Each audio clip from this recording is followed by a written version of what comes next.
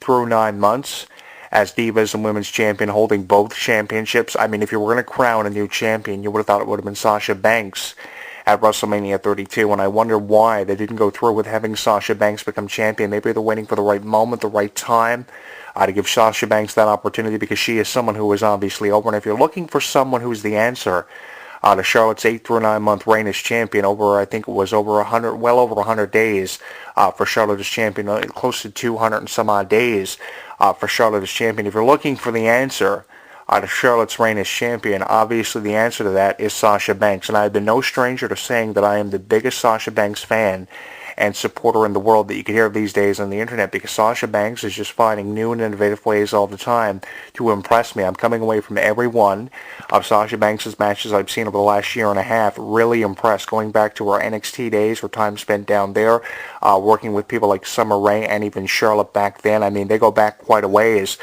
so it would make perfect sense to see Sasha Banks and Charlotte from a one-on-one perspective feuding for that championship. And it's beyond me why we haven't seen it yet in the WWE ring. Maybe because they feel that they've kind of reiterated the same kind of thing with Sasha Banks and Charlotte for WrestleMania this year, going back through their history, and probably they feel wrestling fans have seen enough of Sasha Banks and Charlotte when it comes to these two, and they'd rather see something like Charlotte and Natalya for the championship, because we've never seen it before. And of course it all coincides in the minds of creative with this new era we've come into, the debut of all this new talent, and it coincides with seeing different things happening in professional wrestling. But I want to know how many of you are just as irritated as what I am over how Ric Flair is always coming out to ringside with Charlotte, how he's always getting involved in her matches. I don't think he needs to be getting involved as much as what he is. I don't think he needs to be constantly professing and shoving in our faces how good Charlotte is. Let's take Ric Flair away from Charlotte. Let's take all the things that remind us of Ric Flair away from Charlotte, and let's see how literally good she is. That will prove a lot about Charlotte, because I think Charlotte is just merely scratching the surface. I think Charlotte is good, but I think she's just merely scratching the surface of everything she has yet to accomplish in her career. And she's only been involved with wrestling for a few years. Obviously, her family's reputation is something that has high expectations for her to have to live up to. She's got to be feeling the pressure, and obviously that's why we're seeing a lot of things reiterated about Ric Flair's character when it comes to Charlotte. But again, you know, I'd have more of an appreciation for Charlotte if Charlotte would just get away from overkilling her father's gimmick, because her father's gimmick is one way of looking at her family's reputation. God knows she surpassed the expectations of her brother David, who did nothing in World Championship Wrestling. So out of the two, David and Charlotte, Charlotte definitely has surpassed everything that David Flair did, and obviously she's making up for lost time with David Flair, who never really amounted to anything in World Championship Wrestling or even the WWE. So at least Ric Flair has something to be proud of. I just wish she would get away from reiterating and always shoving in our faces how good she is, and prove how good she is, rather than just having influence from her father being one of the biggest reasons why she's in the top position that she's in right now. If they were still doing the Power 25 on WWE.com when it comes to divas, obviously she, or women now they're calling themselves, obviously she would be one of the top women within the division, and probably be one of the reasons why this division, this new look for the division, could have a direct reason for being able to compete with companies like TNA Wrestling and the Ring of Honor Women's Division, which obviously it is more of a position to do so now than it ever has been, which is something that I am really proud of. It's just one of these issues that seems to never be corrected, is the fact that we are seeing the same champion, we're seeing the same challengers all the time.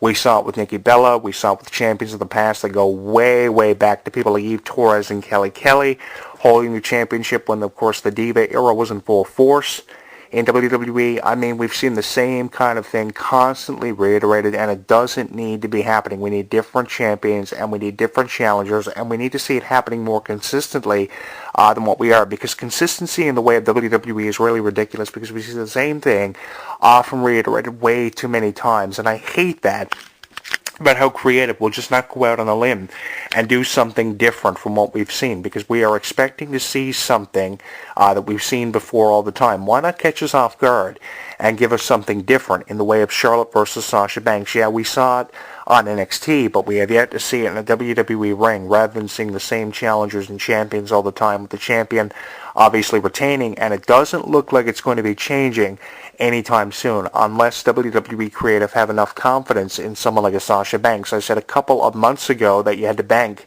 on Sasha Banks in her future, because I think that Sasha Banks is someone who has a lot of promise, more so than someone like Charlotte does right now, because she's over, she's different, she may be calling herself the boss, and people may be looking at that as a stupid gimmick or stupid way of looking at it.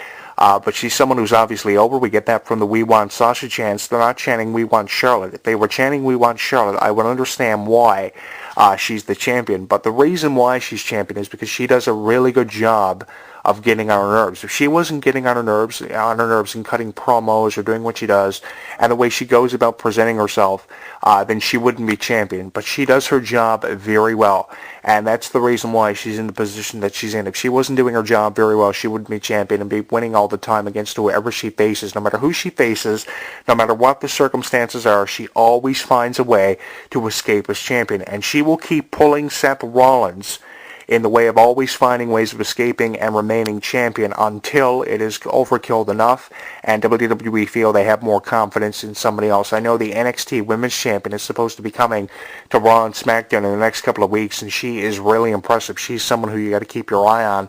She's going to be awesome. Alexis Bliss is someone else who I'm a really big fan of. Of course, the female Rey Mysterio is what I've been calling her for weeks.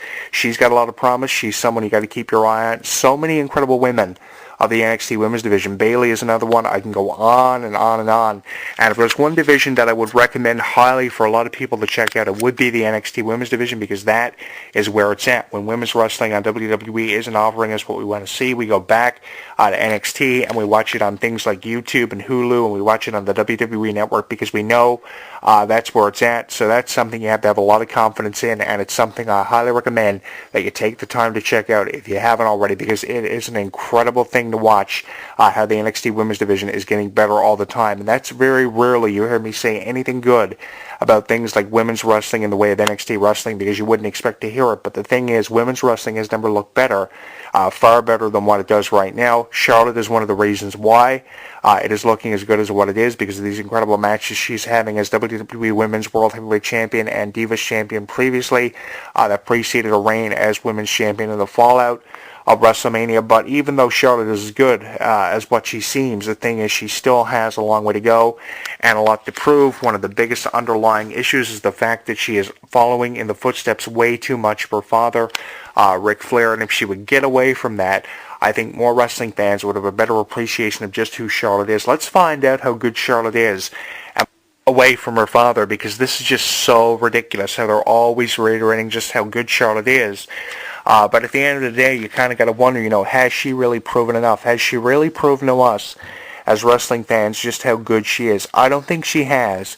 And I think I can get away with saying this, that she still has a long way to go. That's one of the biggest issues that I see with Charlotte. She still has a long way to go. Here's what you're doing with the Division 2 that really irritates me. You're not giving people enough of an opportunity to show us how good they are. I mean, when Sasha Banks is over as much as what she is, yeah, they're going to keep putting it off and putting it off and putting it off, putting Sasha Banks over. She's the Daniel Bryan of the new women's division, this new era. I mean, people want to see more of Sasha Banks, and they're doing the same thing with Sasha that they were doing with Daniel. They weren't giving Daniel an opportunity, and always finding ways to squander opportunities away from underneath people like Daniel Bryan. I mean, he had a fantastic opportunity last year to win the 2015 Royal Rumble match, and it's beyond me why he didn't win it in Philadelphia. The only logical explanation that I could come up with was that the Royal Rumble was emanating from Philadelphia, and with the controversial history that they have with wrestling in Philadelphia coinciding with each other, they probably felt that having Roman Reigns win would piss fans off more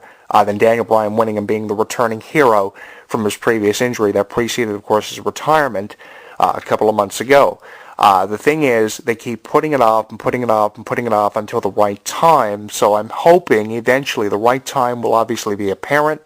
It'll become apparent and things will just happen the way they are meant to for someone like a Sasha Banks. And until then, the unfortunate thing is, of course, there's always an unfortunate circumstance with wrestling. We had to put up and be irritated constantly by someone like Charlotte, who is saying in promos that she's as good, every bit as good as what she says she is. But I think it's time to back up what you say, as the old saying goes, and prove your critics wrong, because the critics now have more of a reason to criticize, find time in doing so for Charlotte than they do putting her over. And I can see why, because it's not very hard. It's not something that is very oblivious to wrestling fans, because it's something that is very apparent, and it's something that doesn't seem to be going to be changing anytime soon. And I really hate to have to say that. I wish I could say something more promising in the way of Charlotte's future, but I just can't find time in doing that because she's just pissing me off with everything she does, and I'll spare you the pain of having to run down through the list of things that I could say that are pissing me off about Charlotte, because there are more reasons than enough that I can give credit for pissing me off about Charlotte, because I wish there was something more promising to have said about Ric Flair's daughter, because you would expect something promising to be said about Ric Flair's family because of the reputation anyway, but at least one plus side of all this is she's having a better run for herself than David ever did in WWE or WCW, because he was just a disaster for Ric Flair's family. He was nothing more than an embarrassment, in my opinion, so at least something promising can be said about Charlotte in the way of probably more reigns for her as champion, which wouldn't surprise me none in the future.